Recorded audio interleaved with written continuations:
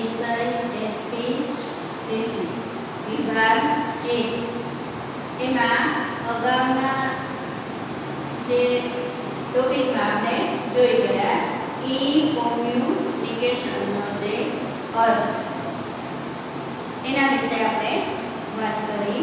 હવે એ અર્થ અને વ્યાખ્યા એટલે ઇલેક્ટ્રોનિક માધ્યમોના ઉપકરણો દ્વારા એ જે માહિતી હોય એ માહિતી સંદેશા વ્યવહાર માટે આપલે થતી હોય તો એને ઈ કોમ્યુનિકેશન તરીકે ઓળખવામાં આવે છે. હવે આપણે થોડુંક આગળનો ટોપિક આજે સમજીએ. એમાં ઈ કોમ્યુનિકેશનનું સ્વરૂપ એની આપણે વાત કરવાના છે.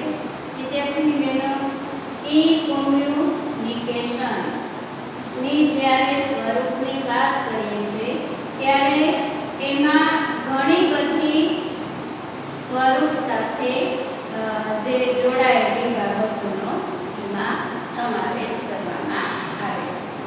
સ્વરૂપની વાત કરીએ તો email, website, audio, video, message, text message, તો એવા જે ઇલેક્ટ્રોનિક જે ઉપકરણો છે એના માધ્યમ દ્વારા જે માહિતીની આપલે થતી હોય તો એને ઈ કોમ્યુનિકેશનના સ્વરૂપમાં સમાવવામાં આવે છે.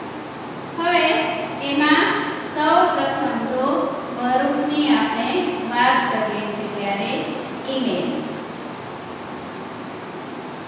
ખૂબ જ જાણીતું, મહત્વનું અને માહિતી સંચાર માટેનું મહત્વનું અગત્યનું માધ્યમ ગણાય છે. આધુનિક જે માહિતી સંચાર માટે ઈમેલ છે એ પત્ર વ્યવહારનું ખૂબ જ મહત્વનું માધ્યમ છે. તો એના વિશે આપણે થોડી વાત કરીએ તો ઈમેલ એ અનેક પ્રકારના જોવા મળે છે. એમાં ઘણી બધી બાબતોનો સમાવેશ થાય. એમાં આધુનિક સમયમાં આ જે ઈમેલનો ઇલેક્ટ્રોનિક માધ્યમો દ્વારા ઉપયોગ કરી અને ઝડપથી માહિતીની આપલે થતી હોય છે. સામાન્ય રીતે સંદેશા વ્યવહાર માટે અને માહિતીની આપલે કરવા માટે કોઈ પણ માહિતી હોય એમાં સંસ્થાકીય હોય, રાજકીય હોય, સામાજિક હોય કે પછી અન્ય કોઈ ધંધા વ્યાપારને લગતી માહિતી કે અંગત માહિતી હોય તો ઈમેલ દ્વારા ઝડપથી એક જગ્યાએથી બીજી જગ્યાએ માહિતીની આપલે થઈ શકે છે. સાહજિક રીતે આ જે માહિતી છે એ થતી જોવા મળે છે. એટલે આધુનિક યુગમાં કહીએ તો આ જે ઈમેલ છે એ પત્ર વ્યવહારનો આધુનિક અને મહત્વનું સાધન બની રહ્યું છે. હવે ઈમેલનું પણ પોતાનું સ્વરૂપ છે. ઈમેલનું સ્વરૂપ એની આપણે વાત કરીએ તો ઈમેલ મોકલનારનું પોતાનું એડ્રેસ અને હોવું જોઈએ. પોતાનું જે એડ્રેસ અને વેબસાઇટ બનાવેલી હોવી જોઈએ. સાથે સાથે બીજી મહત્વની બાબત એ છે કે ઈમેલ છે એ ઈમેલ મોકલનારનું પણ હોવું જોઈએ અને સ્વીકારનારનું પણ હોવું જોઈએ. બંને પક્ષનું પોતાનું ઈમેલ હોય તો જ આ માહિતીની આપલે થઈ શકે. બીજી એક મહત્વની બાબત કે ઈમેલ છે એ ટૂંકાણમાં અને સરળતાથી લખેલો હોવો જોઈએ. તો વિદ્યાર્થીની બહેનો, ઈમેલ છે એ ઈમેલ માટે ખૂબ જ મહત્વની બાબત એ છે કે બંને પાસે, બંને જગ્યાએ સ્વીકારનાર અને મોકલનાર બંને ઇન્ટરનેટથી જોડાયેલા હોય તો જ આ માહિતીની આપ-લે થઈ શકે અથવા તો સંદેશાની લેવડ દેવડ થઈ શકે. ઈમેલ માટે મહત્વની બે જે સંસ્થા છે એ સંસ્થાની આપણે વાત કરીએ તો ગૂગલ અને જેવી જે વેબસાઇટ છે એની સાથે વ્યક્તિએ જોડાયેલું રહેવું પડે છે. તો વિદ્યાર્થીની બહેનો, આ રીતે ઈમેલમાં બંને પક્ષ પાસે પોતાનું જે એડ્રેસ છે એ હોવું જોઈએ. એમાં જુદા જુદા જે માધ્યમો છે, ઉપકરણો છે એ પણ સાથે એની પાસે હોવા જોઈએ. હવે આપણે આગળ જોઈએ છે એમાં જ ઈમેલ લખતી વખતે ધ્યાનમાં રાખવાની જે કેટલીક બાબતો એની આપણે વાત કરીએ તો ઈમેલમાં લખનાર અને મેળવનાર એ પત્ર વ્યવહારના બદલે ખાસ ધ્યાન રાખજો. આપણે પત્ર વ્યવહારની વાત કરીએ એટલે ચોક્કસ એનો ઢાંચો હોય, માળખું હોય એ પ્રમાણે લખીએ છીએ. જ્યારે ઈમેલ છે એ ઈમેલ પણ ચોક્કસ માળખામાં લખવામાં આવે એ વાત સાચી, છતાં પણ ઈમેલ છે અમુક જે બાબતો છે એ આધુનિક જે ઉપકરણોની મદદથી આપોઆપ ઈમેલમાં લખાઈ જતી હોય. તો બંને પક્ષ પત્ર વ્યવહાર કરનારના સરનામાની જગ્યાએ ઈમેલ એડ્રેસ હોવું જોઈએ, પહેલી વાત. ત્યાર પછી બીજી વાત છે કે ઈમેલ મેળવનાર એક કરતાં વધુ હોય તેમના ઈમેલ એડ્રેસ સીસી એટલે કાર્બન કોપી તો એ પ્રમાણે મૂકવા જોઈએ. એક જ જે માહિતી હોય અનેક જગ્યાએ એને ફેલાવો કરવો હોય અથવા તો મોકલવી હોય તો કાર્બન કોપી કરી અને એ ઈમેલમાં મોકલી શકાય. ત્યાર પછી આગળ જોઈએ છે તો ઈમેલ લખતી વખતે તારીખનો અલગથી ઉલ્લેખ કરવામાં આવતો નથી. જેવી રીતે આપણે પત્ર વ્યવહારમાં તારીખનો ચોક્કસ જગ્યાએ ઉલ્લેખ કરીએ છીએ એવી રીતે લખતા નથી. પણ તારીખ આપોઆપ ઇલેક્ટ્રોનિક જે ઉપકરણના માધ્યમથી એ તારીખ લખાઈ જાય છે. ઈમેલમાં સંબોધન પણ હોવું જરૂરી છે, વિષય પણ લખવો આવશ્યક છે અને સાથે સાથે અંતમાં ઈમેલ મોકલનારે પોતાનું નામ, કંપની હોય, સંસ્થા હોય કે પછી અન્ય પેઢી હોય તો એની વિગતો પણ એમાં રજૂઆત કરવી જોઈએ. એટલે ટૂંકમાં ઈમેલ સૌપ્રથમ લખી અને વાંચી અને ચોક્કસ માહિતી એકત્રિત કરી ત્યાર પછી જ એ ચકાસણી બાદ ઈમેલ મોકલવો જોઈએ. તો વિદ્યાર્થીની બહેનો, આવી રીતે વાંચનમાં લીધા બાદ જ એ એકવાર લખાઈ ગયા પછી એ ઈમેલ ફરીથી વાંચી લેવો જોઈએ અને ત્યાર પછી જ ઈમેલને મોકલવો જોઈએ. તો આ રીતે કેટલીક જે મહત્વની બાબતો છે ઈમેલ લખતી વખતે ધ્યાનમાં રાખવાની બાબતો છે એના વિશે આપણે જોઈએ.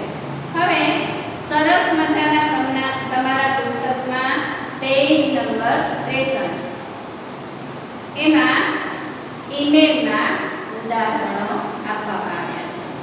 એમાં આપણે જોઈએ પહેલું જ ઉદાહરણ છે આલ્ફા સાયકલ્સ ભરૂચ વતી હેલ્થી સાયકલ્સ મેન્યુફેક્ચરિંગ નોઈડાને 300 સાયકલો ખરીદવા માટેનો ઓર્ડર આપવા માટેનો જે ઈમેલ લખવામાં આવે છે.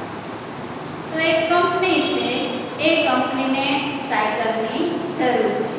તો એ સાયકલના ઓર્ડર માટેનો જે ઈમેલ છે એ તૈયાર કરવામાં આવ્યો છે. સૌપ્રથમ ઉપર લાઈનમાં જ એક જગ્યાએ લખવાનું છે, એમાં એડ્રેસ, પોતાનું જે એડ્રેસ એ લખવામાં આવે છે અને એડ્રેસમાં જે તે કંપની પેઢીની જે વેબસાઇટ હોય એનો જે ઉલ્લેખ એમાં કરવામાં આવે છે. ત્યાર પછી નીચે સાયકલો ખરીદવા માટેનો ઓર્ડર વિષય પણ એની નીચે ઉલ્લેખ કરવામાં આવે છે. એમાં જે પ્રમાણે ઓર્ડર આપતા હોય, માલ સામાન મંગાવતા હોય, તો કોઈ પણ બાબત હોય તો એ વિષયનો પણ ઉલ્લેખ કરવામાં આવે છે. એની જ બરાબર નીચે લખવાનું છે સંબોધન. એમાં સંબોધનમાં કે શ્રીમાન, શ્રીયુત, મહાશય, કોઈ પણ જે બંધ બેસતું સંબોધન હોય એનો એમાં ઉલ્લેખ કરવામાં આવે છે. એમાં જોઈએ તો નીચે લખવાનું છે આપની ગુણવત્તાયુક્ત અને આધુનિક ડિઝાઇન ધરાવતી સાયકલોથી અમારા ગ્રાહકો ખૂબ જ પ્રભાવિત છે અને અમારા વિસ્તારમાં હેલ્ધી સાયકલનું જે વેચાણ છે એ વિશેષ થઈ રહ્યું છે. એ રીતે પહેલી લીટી લખવાનું છે અને ત્યાર પછી લખવાનું છે જૂન મહિનાથી નવું શૈક્ષણિક જે સત્ર છે એ ચાલુ થતું હોવાથી અત્યારે સાયકલો વિશે પૂછપરછ અને માંગ વધવા માંડી છે. એટલે ત્યાંના જે લોકો છે એ સાયકલોની જરૂરિયાત અથવા તો માંગ વધી છે, એટલા માટે આ વાક્ય લખવામાં આવે છે. 2600ની કિંમતવાળી જે સાયકલ છે XYZ તમારે મોડલ લખવાનો અને 2800ની કિંમતવાળી જે સ્માર્ટ ગર્લ્સ સાયકલ એ સત્વરે મોકલી આપો. એમાં મોડલનો જે નંબર છે એ તમારે XYZ એ લખવાના. તો એ રીતે આટલી આવી જે સાયકલોની અમને માંગ છે તો એ સત્વરે એટલે તાત્કાલિક મોકલી આપશો. આ તમામ સાયકલો અમારા શોરૂમના સરનામે જ મોકલશો અને આ જે સાયકલો ઓર્ડર આપે છે એ અમારા શોરૂમ છે ત્યાં જ મોકલશો. જેના નાણાંની જે ચૂકવણી છે આપના બેંક ખાતામાં 7 દિવસમાં ઓનલાઈન બુકિંગ દ્વારા કરાવી દેશું. તો આ રીતે ઓનલાઈનના માધ્યમથી અમે 7 દિવસમાં નાણાંની જે ચૂકવણી પણ કરી દઈશું. ઓર્ડર પ્રમાણેની સાયકલો આપ ઝડપથી મોકલશો તેવી અપેક્ષા. રોમિલ, સોની, માલિક, આલ્ફા સાયકલ્સ અને ત્યાર પછી એનો જે 5 વતી ભરૂચ એ આખું એડ્રેસ, મોબાઈલ નંબર.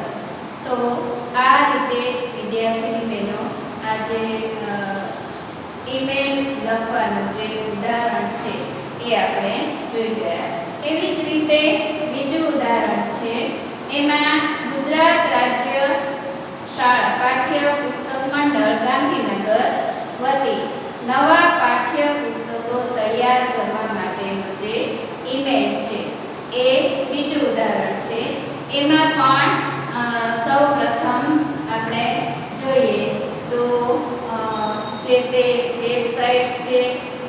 ત્યાર પછી એડ્રેસ છે અને એમાં પણ વિષય. એમાં આપણે વિષયમાં વાણિજ્યિક પત્રવ્યવહાર વિષયની મીટિંગ અંગે એમાં સાહેબશ્રી ગુજરાત રાજ્ય શાળા પાઠ્યક્રમ મંડળ ગાંધીનગરને ઘણા વર્ષોથી આપની સેવાનો જે લાભ છે એ મળ્યો છે એ બદલ આભાર. ત્યાર પછી આગળની લીટીમાં કે જૂન 2020 થી શરૂ થતી જે શૈક્ષણિક જે સત્રથી ધોરણ 12 નો નવો અભ્યાસક્રમ, કોઈ પણ એક વિષયનું નામ લખવાનું કે નવો અભ્યાસક્રમ અમલી થવા જઈ રહ્યો છે. તો આ અભ્યાસક્રમ માટે પાઠ્યપુસ્તકો તૈયાર કરવા માટે આપની જે વાણિજ્યિક પત્રવ્યવહારના વિષયના લેખક તરીકે પસંદગી કરવામાં આવી છે. તો આ પાઠ્યપુસ્તકો તૈયાર કરવા માટે એના તમામ પ્રકારના જે